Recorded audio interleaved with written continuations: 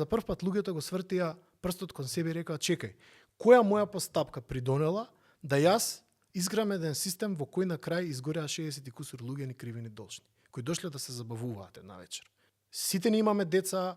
не можам да замислам нешто полошо да ти се случи од тоа да го пуштиш детето и детето да не ти се врати. Најголемиот страф на секој родител, нема поголем страф од тоа. И во таа смисла, за прв пат можеби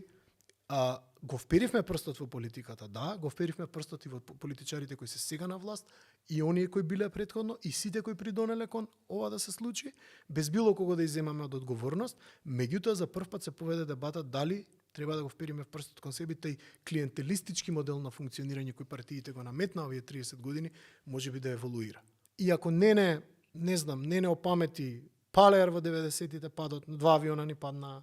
ако не опамети, модуларната болница,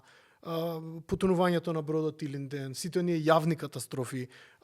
модуларната болница па постоја беше и Кочани се случи. Ако не опамети состојбата на инфраструктурата, ако не опамети тоа што сме предпоследни во медиумска писменост во Европа, тогаш ја не гледам што ќе не опамети.